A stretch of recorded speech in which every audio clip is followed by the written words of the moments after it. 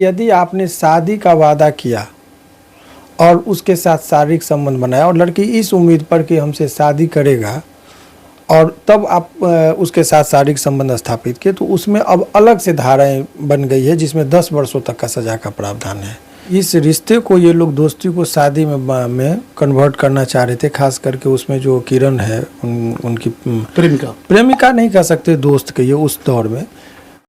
और इस वक्त मैं पटना में हूँ और हमारे साथ जो है पटना हाईकोर्ट के लॉयर है शिवनंदन भारती जी। इनसे जाने कि नवादा जिला में जो है कुछ दिन पहले एक मगही के सिंगर है रोशन रोही और उनके प्रेमिका के साथ कुछ मामला हुआ था, यानी दोनों साथ में रह रहे थे। जब शादी की बात आई तो मामला जो है कोर्ट तक पहुंच गया था। क्या मामला है और अभी उनके केस की स्थिति क्या है, उनके बारे में जानेंगे। सबसे पहले हमारे चैनल में स्वागत है जी। बहुत बहुत शुक्रिया आपका भी। नवादा के एक सिंगर है मगही सिंगर रोशन रोही और उनके जो है प्रेमिका जो थी उनको लेकर के क्या मामला था और भी क्या स्थिति है।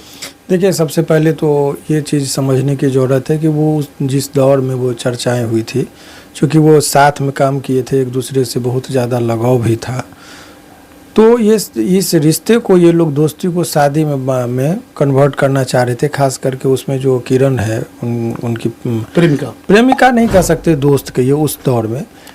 तो फिर उसकी इच्छा हुई कि शादी, तो थोड़ा मान मनोबल की बातें हुई, लेकिन अंत में दोनों की सहमति बनी कि हम लोग को साथ रहना है, शादी करना है। और वो उसके बाद यहाँ से जाने के बाद हम लोगों ने काउंसलिंग किया, लड़ाई झगड़ा, कोर्ट कचहरी, इसमें बहुत ज़्यादा कुछ नहीं है। काउंसलिंग का ये दोनों ने अपनी समझदारी दिखाई और शादी इन लोगों का जो है सो हो गया। अब ये लोग बहुत सुंदर तरीके से वैवाहिक जीवन फिलहाल अभी बिता रहे हैं।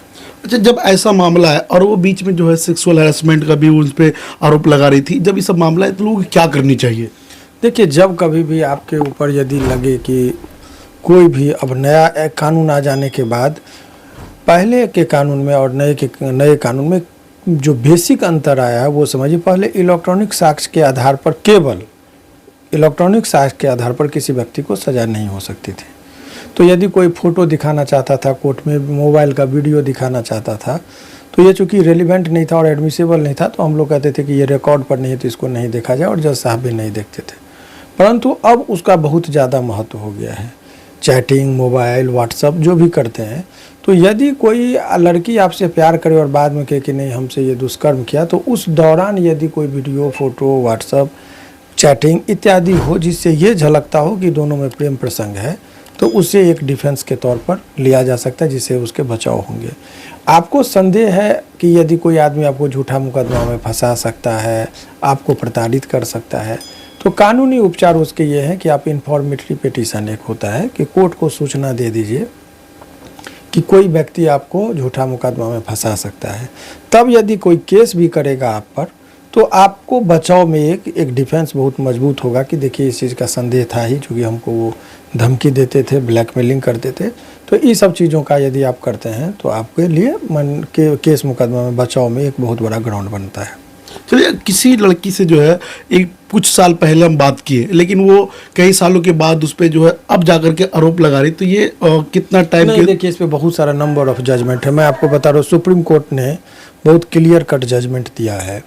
नईम अहमद का एक केस है और अंसार अहमद का एक केस है। उसमें उन्होंने कहा है, सुप्रीम कोर्ट ने, कि केवल शादी का वादा करना रेप की परिभाषा में नहीं आता है, कि शादी का वादा किया और शारीरिक संबंध बना दिए, तो पहले दोस्ती हुई और फिर हम लोग कहें कि चलो शादी कर लेंगे, तो और संबंध स्थापित हो गया, तो पहले इसको 376 के अंतर्गत लोग आते थे। लेकिन ऑनरेबल सुप्रीम कोर्ट ने कहा कि नहीं, ऐसा आप नहीं कर सकते। परंतु नए कानून में अब ये आ गया कि यदि आपने शादी का वादा किया और उसके साथ शारीरिक संबंध बनाया और लड़की इस उम्मीद पर कि हमसे शादी करेगा और तब आप उसके साथ शारीरिक संबंध स्थापित किए, तो उसमें अब अलग से धाराएं बन गई है जिसमें 10 वर्षों तक का सजा का प्रावधान है।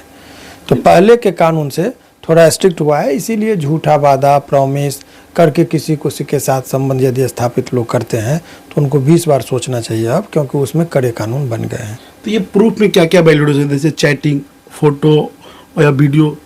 देखिए, साक्ष्य का जो कोई भी चीज़ साक्ष्य में जो उस गुत्थी को सुलझाने में सहायक हो, जो चीज़ वो कहना चाह रहा है। लेकिन अभी तो AI का जमाना आ गया, अभी बहुत सारे डीप फेक वीडियो बनाया जा रहा है, चैटिंग एडिटिंग कर दिया जा रहा है। उसके जेन्युइनिटी पर जब होता है, FSL डिपार्टमेंट है, उसके बाद इलेक्ट्रॉनिक्स डिपार्टमेंट से उसका लिया जाता है कि ये ओरिजिनल है कि नहीं, या इसमें अल्ट्रेशन है, कुछ मिक्सअप है, मिलाया गया है। उस चीज़ की प्रमाणिकता के लिए एक अलग एजेंसी है जो ये एक सर्टिफिकेट देती है कि ये वीडियो या ये चैटिंग जो भी है ओरिजिनल है, फैब्रिकेटेड नहीं है, कॉन्कॉक्टेड नहीं है, बनावटी नहीं है। उसके बाद उस पर रिलाई किया जाता है। चलिए, बहुत बहुत धन्यवाद आपका भी। चलिए, हमारी बातचीत आपको कैसी लगी? वीडियो यूट्यूब पे देख रहे हैं तो चैनल को सब्सक्राइब करें, फेसबुक पे देख रहे हैं वीडियो को लाइक करें, शेयर करें। धन्यवाद।